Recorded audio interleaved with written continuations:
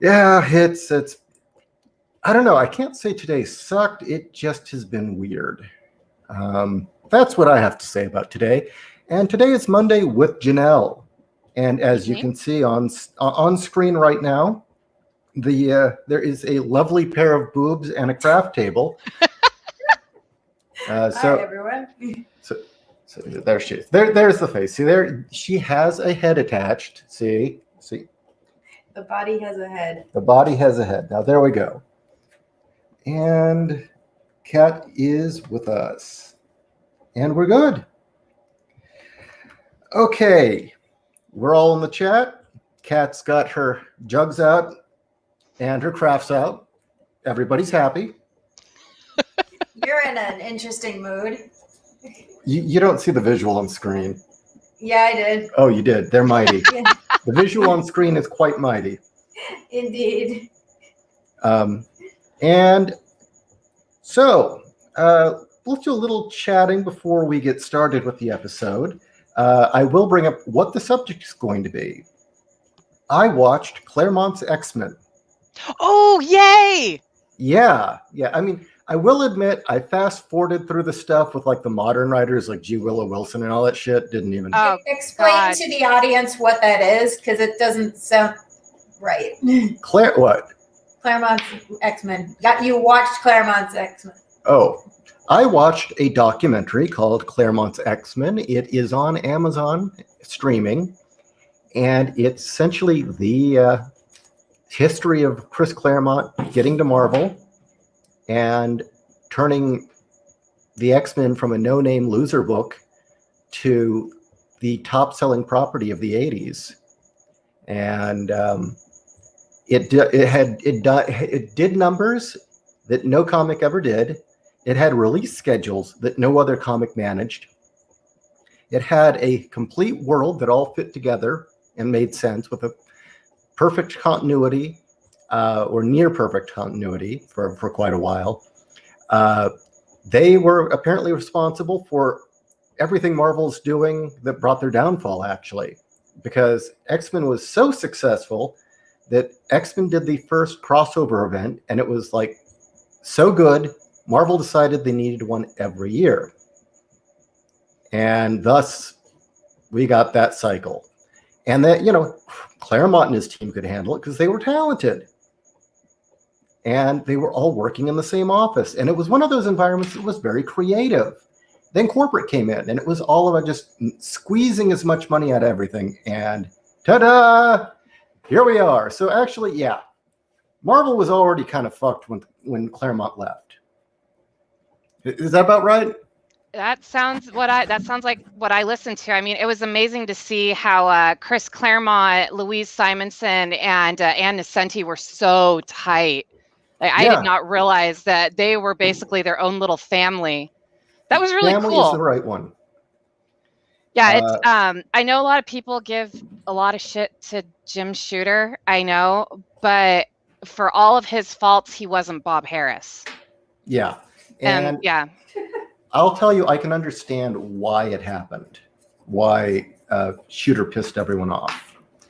He was captaining a massive ship of titles, and he was the one person making sure everything lined up continuity-wise.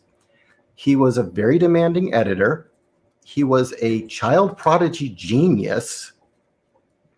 And this sort of heated relationship he had with the staff, with the writers and artists, especially the writers, was that kind of relationship needed to pull the best work out of them. But that fire can only burn so long, I mean, kind of a weird thing to tie it to, but, it's like what happened to Duran Duran, They could only maintain it so long. That kind of genius. Yes, I think comparison. Speaking of Duran Duran, that was my favorite band throughout high school and my early 20s. I was obsessed with them. Nice. Yeah, I it wasn't my front and center band, but yeah, I like Duran Duran. Oh, see, that was my front and center band. I was going to marry John Taylor. I was absolutely obsessed with him. He was going to be my husband when I was 17. We can spend a night talking about Duran Duran. We can do that another time. But yeah, the Claremont's X-Men was amazing. One thing I got to also give credit to is Rob Liefeld was the only guy out of the 90s crew that came up, the next artists, that admitted, yeah, we basically fucked over Louise Simonson and Chris Claremont. Jim Lee couldn't be bothered to admit his mistake, but at least Liefeld came out and said, yeah, I thought the stories were boring, so I drew something that I thought was cool, which I appreciated. Well, Liefeld actually is a decent person. I think what it is he rose and he fell and he found humility. Yes. And Todd McFarlane punched him. I wish I could have seen that. Yeah. So yeah, I don't know. It was just a fascinating window into these books that, you know, were a very big part of my youth. And, you know, from, I would say, junior high till maybe the first 2 years of college. X-Men, yeah. And yeah, when it became clear that when I saw Claremont was off the book, I was done. I noticed the writing didn't come off right. Something just wasn't right. I went and looked at the credits. No Chris Claremont. Figured, okay, one issue. Next one. No Chris Claremont. Next one at the store. No Chris. Okay, fuck it. I'm done. And that was it. Didn't buy any more Marvel.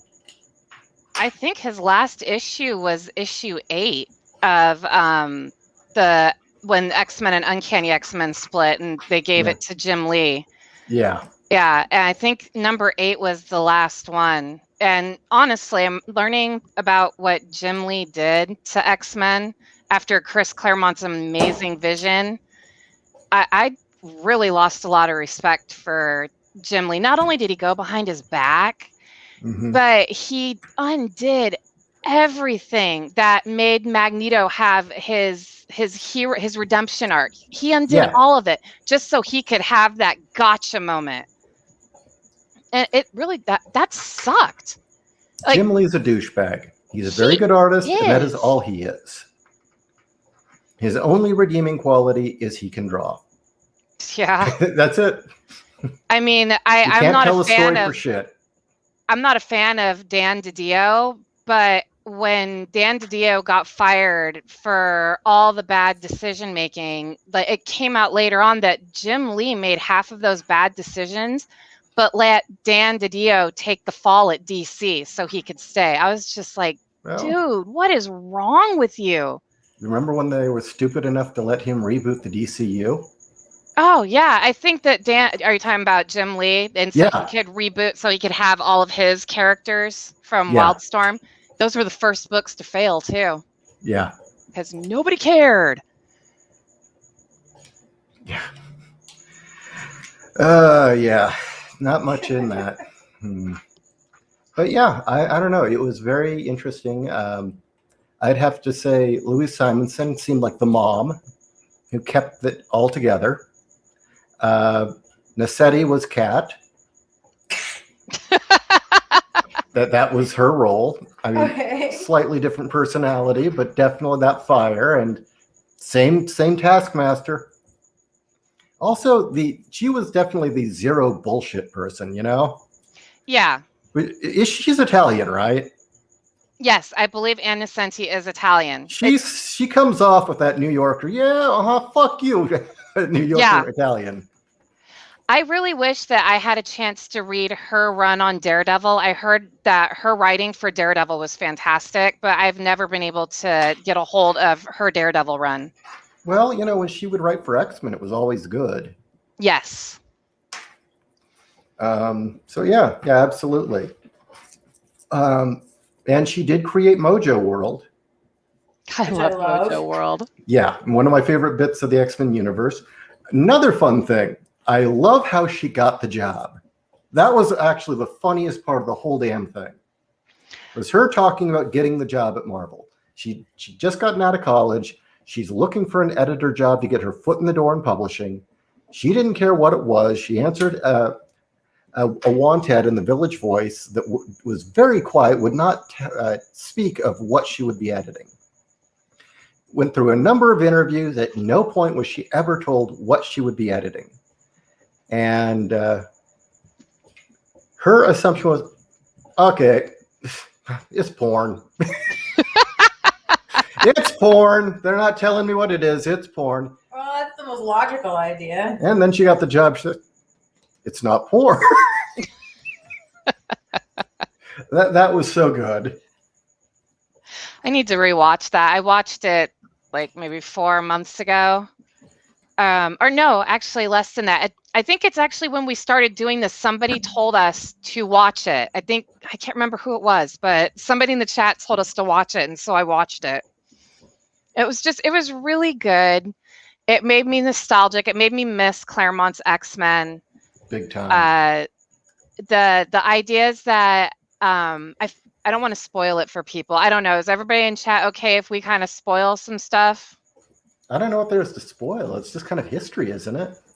Well, I didn't know if, people didn't know and wanted to watch it for themselves, but I'm going to spoil it anyway. I liked his idea that X-Men were going to come and go. They weren't going to stay there forever. So so they were actually supposed to age. I thought that was great.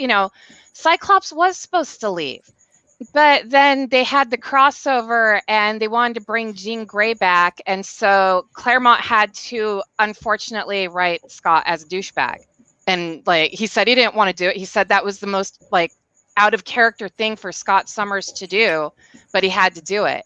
And he didn't like it. He's been the douchebag ever since. Yeah. Oh God. At least that Marvel has embraced that. I'm like, okay, kind of like the same thing with Hank Pym. Hank Pym was supposed to only accidentally hit Janet, but they decided to run with it and make him a wife beater. And that's how he ended up a douchebag. Now, I will say with that said, I really liked in Ultimates. In Ultimates that they both got off on the domestic violence, that it was equal opportunity and it was how they got their rocks off. So it was just dysfunctional all the way around. I really liked that.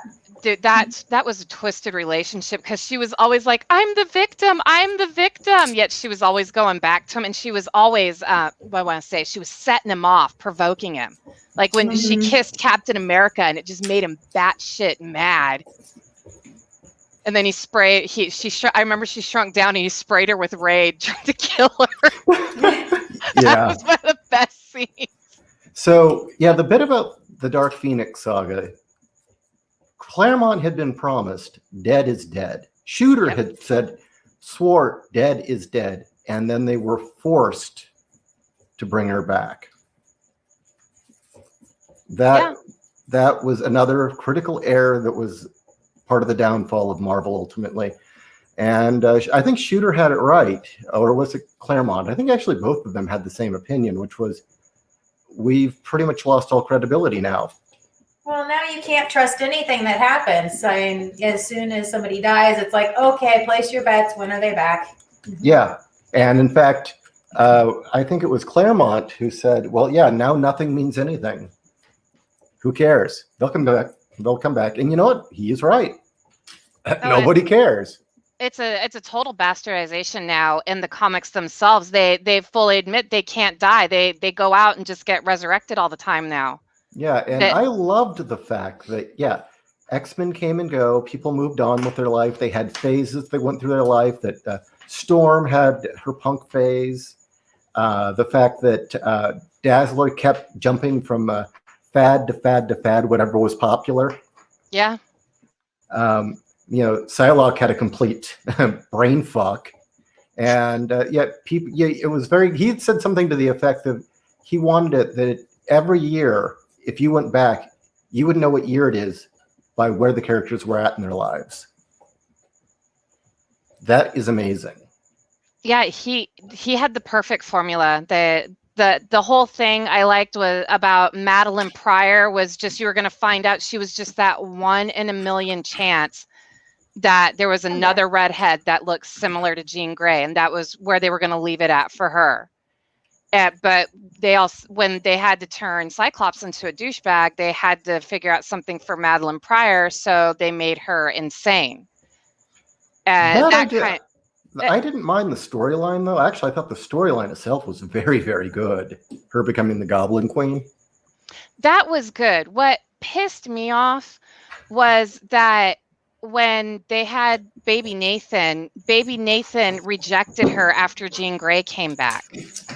And it was like, why would you do that? I mean, I guess they wanted it where she would just have a full-blown downfall and hate her kids, so she'd want to sacrifice it. But I felt it belittled her story. And it was kind of at that point where you're like, there's going to be no redemption for Madeline Pryor. They just want to get rid of her for Jean Grey. That sucked, because the whole time she was in the Outback, the one reason she accepted the deal to become the Goblin Queen was so she had the ability to find her son.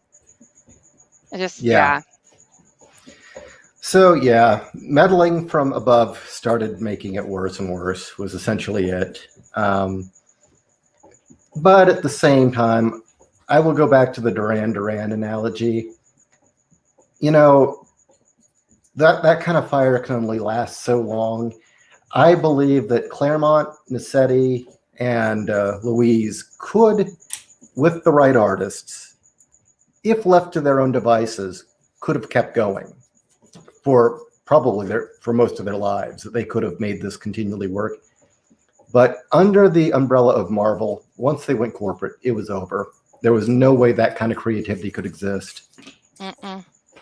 And, we see that time and time again in the gaming industry. You'll see these small houses, tight team, very, dorm room, college atmosphere at the workplace. It's fun. Everybody's talking, sharing, kind of like NASA in the early days, actually. And they create something huge. It goes big. It goes corporate. And then the company sucks. Because corporate America, people who run corporations are not creative people. Nope. And accountants and lawyers should never make policy. Never should make creative decisions. Well, hey, Frank Zappa in the music industry, I'm sure you can find the interview on YouTube. That's where I saw it, had said that before music started getting corporate, they were allowed to have the freedom. And that's why you got so much weird stuff in the 60s and the 70s and even the early 80s, because the guys that were the head of the company were like, yeah, we'll take a chance. But then it started getting corporate, and then nobody wanted to take a chance. And that That's what screwed Gary Newman. Everything. That's what screwed up Gary Newman's career. The guy that did Cars? Yeah, he started in a punk band. One day stumbled across a synthesizer at the studio, touched a key, and just went, oh my God, this is what I always wanted. And the album he had written, he went back and started replacing guitar or bass lines in different parts with the synth. So it's kind of this hybrid. And that became the Replicas album, which is one of my favorites.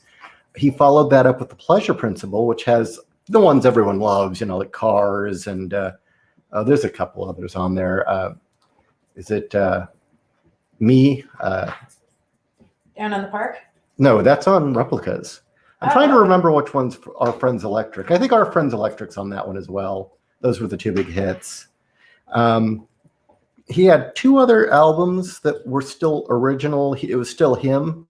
I would think Telecon was really the last one. And then they kept pushing, well, it's got to be more accessible. It's got to be more accessible. And it just, by the end of the 80s, he was trying, they had him aping Prince, and it sucked. And he finally said, screw it, left music, went into aviation, and did stunt flying for a while. Yeah. Wow. I've only ever known, I always thought he was just a one-hit wonder. Yeah. It wasn't until recently people told me, like, no, he'd been around for a while and he'd been making like crazy music. Yeah. So I had no clue. The Two-Way Army was his punk phase. But yeah, he really got screwed in the 80s. He finally said, fuck it. In 95, he did one album that was highly influenced by Nine Inch Nails. Then he went away for another 5 years, and he's come back to music ever since. And it's just, he's kicked ass what he did is he looked at industrial music, he embraced it thoroughly and said, but I'll make it my own. So it's Gary Newman. It's not him following a trend. It's him, but industrial. And it's amazing. Yeah.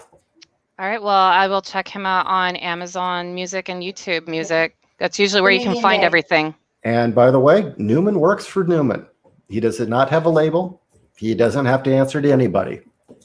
And it shows. Nice. Okay. So Wait, we've I have got to say, the chat. real quick, music industry, I had a question for you, even though it's off topic. Yeah. Isn't that the same thing that happened with Thomas Dolby? He came out with his album and they got all weird with him. So instead he went into sound mixing and created the Dolby system. Yeah. Okay. I don't know if he did. Maybe he created the Dolby system. I don't know if he did that. But I do know that he just said, screw you guys, I'm going home. And just left. He was in some really bizarre gonzo 80s movies as well, which was kind of cool. There's a movie called Rockula. It was like one of the last screwball comedies of the 80s that has that weirdness to it. You know, in the 80s, there were all those comedies that were just really screwy and weird. Yes. I haven't seen all of them, but I remember seeing them at like Blockbuster Video. Do you remember the one called Rockula? No. It's like Dracula, but Rockula.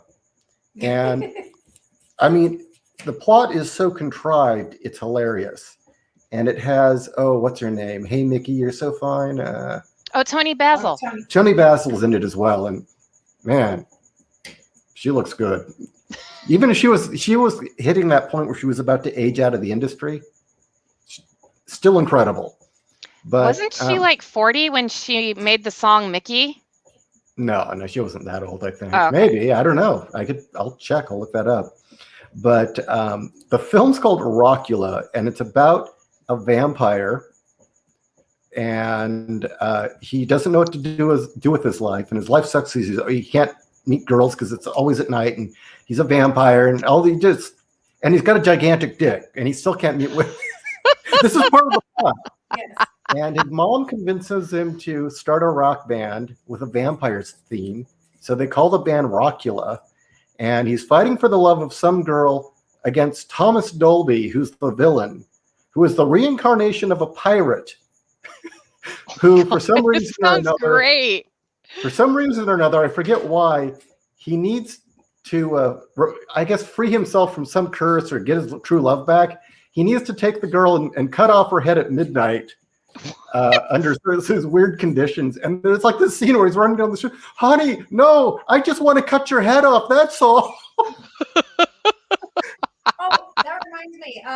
Going back to Duran and he did the Duran music for it. and vampire films. Isn't that who? Is it Simon Le Bon who is the villain in the Vampy film? No. No, who is that? That was. God. See, this is what happens when my brain's fried. What? You know? Wait, I didn't hear what film it was. The Vampirella film, directed by Jim Wynorski. Which wasn't very good. No, it wasn't. It was actually very disappointing. It was Roger Daltrey played the villain. There you go. Because his friend really loved Keith Moon loved Vampirella, so he wanted to do it in honor of Keith Moon, and it was a shitty film, unfortunately. That sucks. But let's see. Owen Lister says that he has done watching Deep Red from Dario Argento, and it's the second one he's seen, and he thinks he's becoming a fan. Watch Phenomena now. Yeah, Phenomenon. But the US version, okay? It's actually better edited. The Italian one, it just has a lot of extra unneeded gore that really slow the plot down. No, seriously, it slowed the plot down. I agree. It's like, I know it was the Giallo audience wanted more gore in Italy. So for the Italian version, there's lots of gratuitous gore. Kat and I were just sitting there. In the U.S. version, we just got to the point. Now I want to see what happens next. Dario Argento, maybe you guys can help me remember the name, did a movie about a serial killer that used online poker. Really? Yes. Because it was supposed to star his daughter, Asia Argento. Yeah. It was supposed to be a sequel to Stendhal Syndrome, but his daughter didn't want to do it, so he got a different actress. And God, I can't remember the name now, but he would kill them through a game of online poker, like how your hand came out. And it was really Never heard it. weird. Oh, Never that heard sounds of it. familiar. God. Okay, here we go. LK says, he said that in 1998 there were 11 books too many there were 11 too many X books. He said it's to our advantage to keep the books tight, focused, clean, clear, precise. Who said that? Because I don't know. Where do you find? Owen wants to know where to find Chris Claremont's X-Men run. There's two ways of getting it, and that's getting the omnibuses or buying the individual graphic novels, but often they overlap because of the way the stories are written. So you'll often have to get like 3 or 4 graphic novels, and they might share 1 or 2 issues of something, which isn't a big deal. Remind me, I'll try and get a list up for you of all the graphic novels. But the Or you could do it omnibuses the are way the I to did go. it. Oh, yeah? Yeah, I married the person that had it all. There you go, Owen. Owen, find yourself a good man with an X-Men collection. I got the easy way. Okay, let's see. Keep going. People are talking about their favorite X-Men. Oh, Cesario, no, You it's notice not you never hear anyone's- Strangeland. He was asking if the movie I was talking about was Strangeland with Dee Snider. No, that was actually written and directed by Dee Snider. Interesting. The Goblin Girl from the Mystery World. Probably a reference I'm missing. You've only seen the Wildcats cartoon. That's probably better than the comic, dude. I mean, the first issue is beautiful looking, and then Jim Lee just started phoning it in. You just knew that, and everything was like way late. Will you guys excuse me for just a second? I'll be right back. All right. Oh, Owen wait, never said- mind. Sorry, there's an alarm going off. I was going to go tell my husband his phone alarm was going off, but never mind. He got it. Owen Lister says, makes me think what a Batman movie directed by Dario Argento. It'd be insane for sure, but would also bring more of a detective aspect. To the bat. Well, maybe, because that was his early Giallo phase, and the mystery part is inherent in Giallo. Mm-hmm. And as he started to develop his own style, he started going more and more. His Giallo started being less mysteries and more dream logic and fairy tale like. So, that, and he's definitely got some sort of, I wouldn't call it issues, but there's definitely something going on in Argento's subconscious that he is expressing, because he started repeatedly using adolescent girls, usually 14, 15, who are just in the middle of puberty, not worldly, and they I'm still doing. oh, you were looking this way, so I figured. Well, yeah. And that girl then usually gets caught up in a mystery of some sort that just becomes more and more dreamlike as it unfolds. And the villains always end up being the crone type character, which I'm wondering what that something's going on in his symbology. What do you think, Kat? Well, it's specifically the imagery of, his Three Mothers trilogy. Yeah. And I really would like a worthy third film. Yeah, God, that third film was terrible. I don't even count it No. as the third film in the trilogy. He hit a point where he just stopped caring. Yeah, I would love to see what he originally had planned.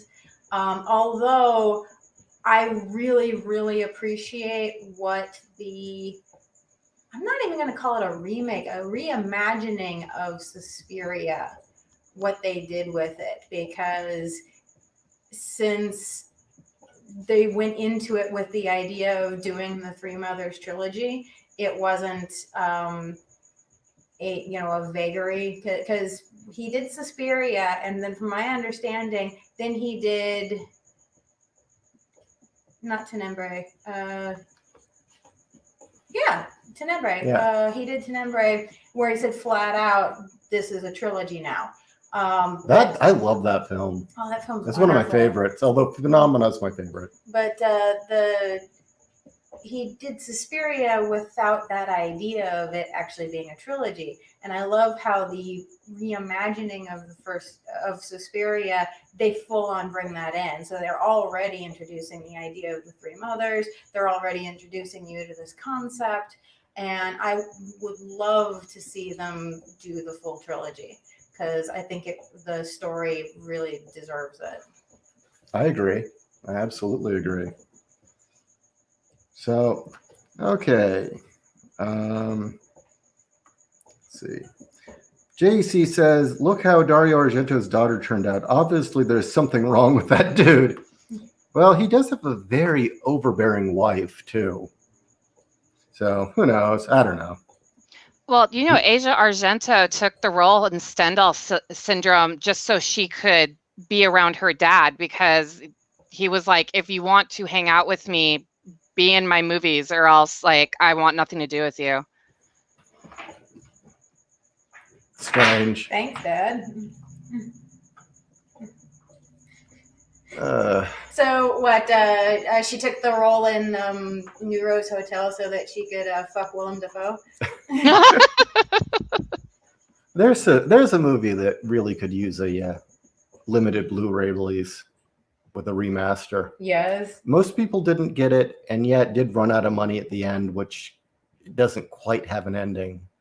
But it's good. It really is a very good realization of a William Gibson story. There's only one thing that is really inaccurate about it, but I don't care.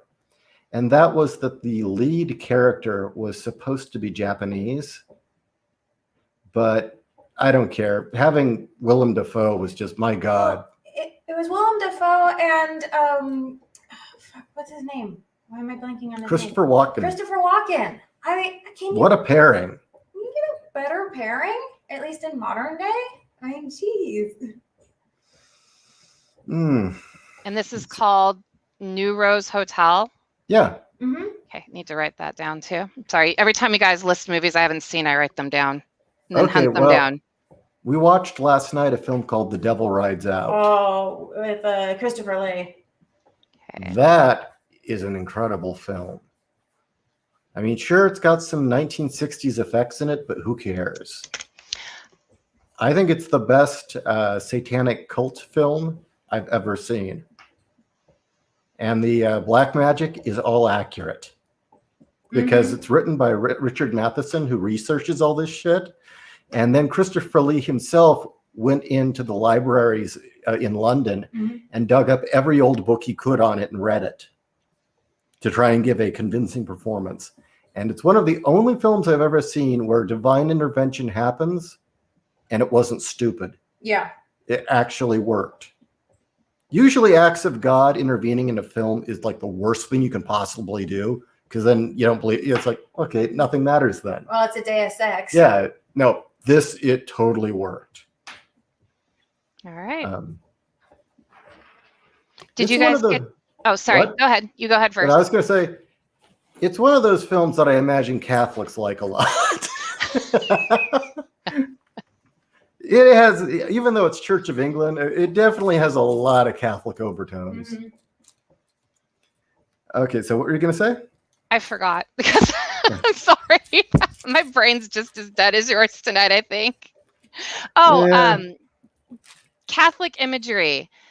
Have you guys ever? It was a total B horror film, but it had Chris Sarandon in it, and it was called The Sentinel. No. It was about an apartment building that was built over a I'll be right back. gate of hell. And I guess Chris Sarandon was one of the people that worships Satan, and he's dating this model, and this model ends up having to become the sentinel, the next sentinel that watches over this building. And so she has to become a nun at the end. It was really weird. Interesting. The one we watched was an old classic Hammer horror. So I wish I could find more Hammer films. you know, guys. Yeah, Kat, what are you gonna say? Oh, I was just gonna say, we've been finding good recommendations watching a channel called My Dark Corners, or Dark Corners on YouTube, because he does these little mini documentaries on them, and he'll go through each film, and we'll just watch it going, okay, that one looks good, I'm bored with that one looks good. And that's how we found Devil Rides Out. But although I cannot sing the praises enough of Hell House, I cannot, because That's a great film. It's based on the Matheson book, starring Roddy McDowall. That's actually, I think, one of his best performances. Mm-hmm. All right, Hell House. I've got a list. Say, I'm going to make a couple requests to the audience, or one request, and then I probably got an announcement. And that is one. We should be the fact that so many of you guys like the show, we honestly probably should be doing better than we are. And it's simply because YouTube is actively working against individual creators like ourselves. And I'm going to start asking you guys this for the next few shows. I'd really like you to go back and find one of the shows we did that you really, really liked or thought that we were really on, and send it to a friend. Tell a friend to listen to it and see if they want to start following us. Because, our numbers should not continually be dropping like this. It's just ridiculous. So No, I agree, because I get messages telling me that we had such a good show. So I thought, we were doing good. well, we actually, despite the algorithm, can do anywhere between 25 to 50 people at a time, which is really good for at least us. But a show like that should be building an audience, right? It shouldn't be stagnant. And when an audience goes stagnant like that, it stays at that number. It means nobody else is being reached, especially if the audience is that happy with the show, Yeah. So, it's time just to go back to the old methods, stop relying on the algorithms. And if you could just, back in the day, it used to be, hey, dude, I made a tape for you. Check it out. There's some awesome bands you need to know about. Oh, I miss mixtape days. Oh. Yeah, I do too, actually. Or your friends would put together a mixtape, and it's like, no, dude, you haven't heard anything yet. I had one guy give me a mixtape once and say, okay, I just saying, you need to smoke out before you listen to it. That's the best way to listen to it. Yeah. I used to actually get tapes from like the Goodwill, and then you couldn't record over them, but there was a method where you could put the tape on top of them to block them, and then you could record over them and actually make a mixtape out of that. I used to do that all the time. Do that with VHSs too. And whenever you started getting involved with somebody, you, at least with the dude, the guy, you always wanted that feeling in girl out things as you make her a mixtape. And if you're smart, you just make cool music. You don't put love songs and shit on it. And if she gives you a mixtape back, then you're getting somewhere. And you get to kind of learn about some new bands, and you find a bit about her as well. And so, you know, even if it doesn't work out, you usually get to learn about some good bands at least. Except that girl who gave me the Indigo Girls tape. That didn't go well. Ew. Yeah, that was kind of my thought. Ugh. So, oh, I listened to this band. It was the Indigo Girls. I was like, my life has not been enriched. There's that whole phase of the 90s of like the Lilith Fair bands that I just was like, nah, dude. That was the beginning of this blue-haired shit. Blue-haired problem glasses. That was where it started. And it just, at least those people were at least tolerable. Well, do you remember when the drummer of L7 at one of the festivals got mad at the crowd because they were heckling them? So she yanked out her tampon and threw it out in the crowd. And then somebody in the crowd picked it up and threw it back at her. No, but that's pretty punk rock. You know, fuck you. No, fuck you. Yeah. Like, you know, okay, yeah, she yanked out her tampon, threw it out. But the fact that somebody was like, bitch, please, and picked up her tampon and flung it back at her. Yeah, like, exactly. Oh, that's pretty punk rock.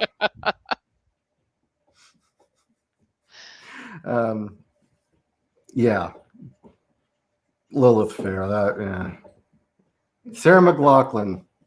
Yeah. Yeah. She used to be a goth. And then she found she could make more money doing adult contemporary music about dead dogs. Mm-hmm. Yeah. Here we are ragging on this music, and this was the music that my husband listened to in high school before he met me, and I introduced him to goth. You listened to Indigo Girls? He was a Sarah McLachlan fan. I'm sorry, honey, I'm narking you out on this one. His favorite band was Counting Crows. No. Sarah McLachlan started out good. Her goth days, she made good stuff. It was a little on the light side, but it was good. And then, I don't know, somewhere along the line, she decided she was going to be adult contemporary. See, the first song I ever heard from her was... Oh, go ahead. Oh, I got nothing. Oh, I was just going to say the first song I ever heard from her was Possession, the song that she wrote from the letter that a stalker sent her, and she just put music to it. And so that was my... Yeah.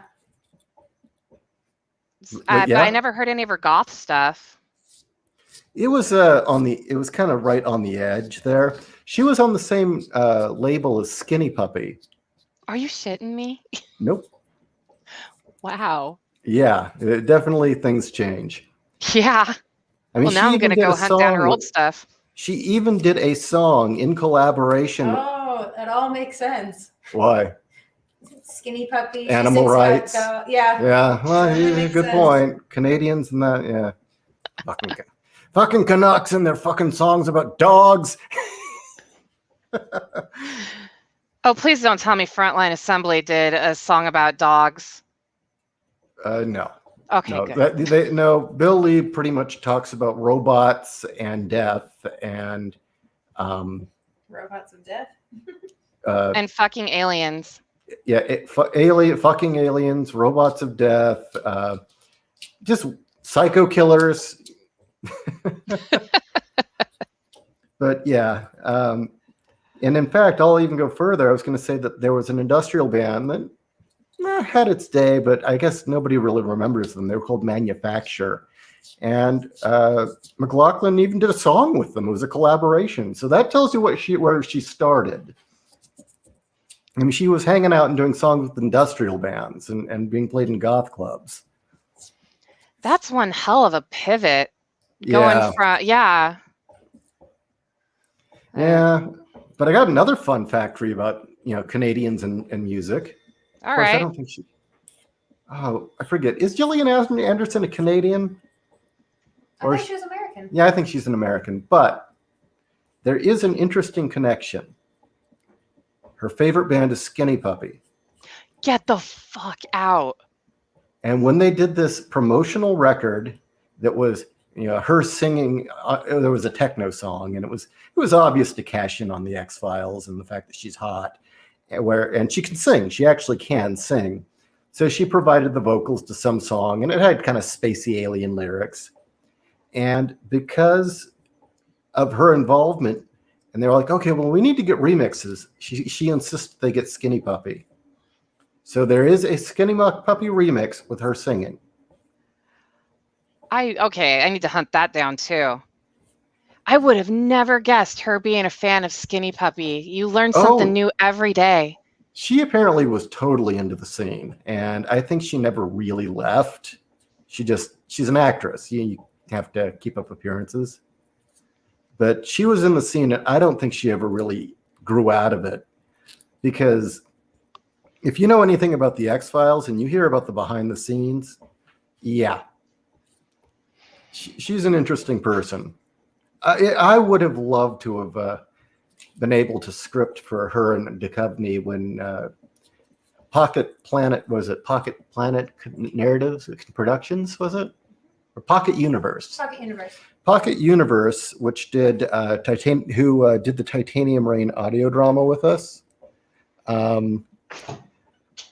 got the X-Men license and did a series of, or not X-Men, I'm sorry, X-Files license. They got the X-Files license and did a number of audio dramas about the X-Files. And I kept pushing them to let me write a script. They should. That would have been pretty cool to hear. Bastards. Yeah. But oh well. Didn't she play practical jokes on the cast? That's what I mean when you hear about behind the scenes, the nutty shit she used to do. And that's so funny because she played the straight man all the time. Yeah, I know. Apparently there was an episode where she eats crickets or right? It's with the freak show. Right? She really did it. She really ate the crickets. And the Actually, cast, heard crickets are tasty. The cast was like flipping out that she actually did it. No one believed she'd do it, right? And then when the cast says, "Oh my God, I can't believe you did that," she ate 3 more just to freak them out. My kind of woman. That was my opinion too. My kind of woman. She's into horror films. I mean, yeah, she's kind of cool. And she was the voice of the wolf goddess in Princess Mononoke. She was so good in that. Oh my gosh, her voice. But it worked. Yeah. She has, like, for me, she has the female Bob Ross voice, you know, the ASMR. I could listen to her talk and be sleepy. And not sleepy like bored, but like content. Like, I like your voice. It's chill. There was an X-Files audio. It was an audiobook I stumbled across one night on YouTube. And I'm working, and I said, okay, I'll give it a shot. The story was stupid. But she was reading it, and it didn't matter. Every word sounded awesome. You know, it didn't matter. Just her voice alone carried it. You know, that's one of those dream, like, could you please read one of my books? Of course, most of my characters are all men, so I don't know if that would work. Well, if you ever had Bombshell go into an audiobook eventually, because I still have my fingers crossed for Bombshell. You know, I have a sneaking suspicion if the book I'm working on now really takes off, I could probably get an artist and enough momentum to make it happen. I really do. And the thing is I kind of feared that it was going to lose its relevance. No, it hasn't. It just keeps coming more and more relevant. But yeah, and yeah, she would make a good voice for Bombshell because the character, I don't know how much I told you. The character starts out as a 40-year-old woman who had been athletic in her youth, and she is racked with guilt because she was a scientist, and she develops the process that lets this fascist regime create their Superman weapons, which are the bioengine, or they are able to take people and turn them into these hulking monsters of destruction, right? And that's how they win their revolution and seize Northern California. And she's living with the guilt that in the moment when she could have held out, she broke. She broke under the tension, gave them the information, and she's lived with the guilt ever since. And in the facility where these hulking monsters are made, she finally, a chain of events happens, and she finally rebels and destroys the facility. She takes the reactors and overloads them. And the process that is used to turn these men into supermen has a high fatality rate. It's like 1 in 4 people survive. So they're just going through bodies. And because of the female constitution having a weaker bone structure and a weaker or a smaller muscle mass, no woman has yet survived the process. The facility explodes, and she comes out changed as Bombshell. But she's not quite one of the monsters, but she's not herself anymore. And the idea is that she's now got the means. She made the sacrifice, thinking she was going to kill herself in this nuke, where the whole place just blows up, and instead comes out transformed as Bombshell. She's gotten her youth back, and now she's ripped, and she has some of the abilities of these supermen that she's been creating. And by the way, they're mindless drones, the supermen. And so it's kind of a redemption thing. It's like she views it as she's been given a chance to set right what she did. That's the narrative. Silence. Did we lose you? No. I thought you were still going. I didn't want to interrupt you. No. I really want. That sounds awesome. That sounds like an anime, which maybe that's just me. Well, but I would totally love to see, or I want to read this book. I wanted to create a story that did everything that pissed off social justice warriors in a woman, that was all the great things about Power Girl, and a number of Kat's features as well. I mean, I'll be upfront, it's somewhat inspired by my lovely wife and her personality and her own journey. But I also wanted to create a character that would speak to so many of us out there who liked comics, who made the mistake of not speaking up when we should have. And I'm giving them a hero that says, no, you can still write this. You can still turn things around. You don't have to accept it. So she's aspirational in the fact that she's the fantasy of, we can get a second chance and do it right, or set it right.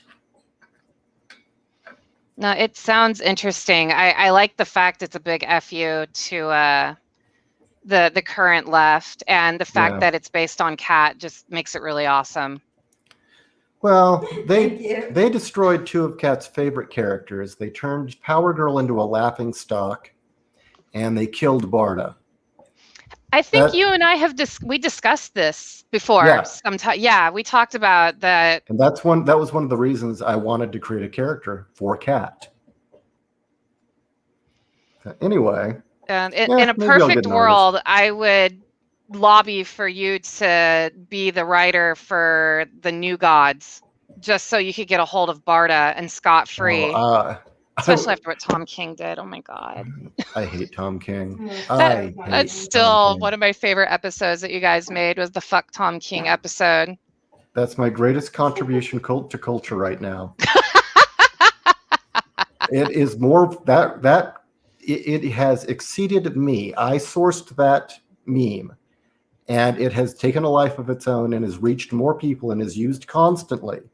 Few people know that I sourced it. I don't care. That's my contribution to culture right now. Fuck Tom King. I created that meme, and God damn it, I'm glad that it took on a life of its own.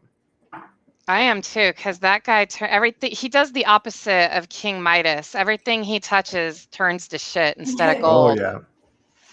Dude, I could spend a whole episode ranting about Tom King, but I don't want to break everybody's brains over Yeah. the horror that he is, the atrocities he's committed. Yeah. Kat, are you happy that the New Gods movie got canceled? Didn't even know it was in production. Yeah, didn't Tom tell you. King was writing it and Ava DuVernay was directing it. Yeah, I wanted Kat to be happy, so I didn't tell her. Oh, well, I'm sorry that. Well, now she can be happy knowing that Well, it got canceled. Yes, I am happy. I am very happy. That and someday. Someday Hasbro will wise up and let me write in humanoids. Yeah. All right. Well, you know, the other thing I was going to tell the audience, but I managed to make it through the whole show. My stomach wants to evacuate itself, so I'm going to call it a night. No, I mean, Yeah. yeah. So, Okay. no, I'm not feeling too good. No, I when you said that, I was like, oh, okay, yeah, we should go. All right. I Good made night. Mexican last night. I don't think that's it, but No?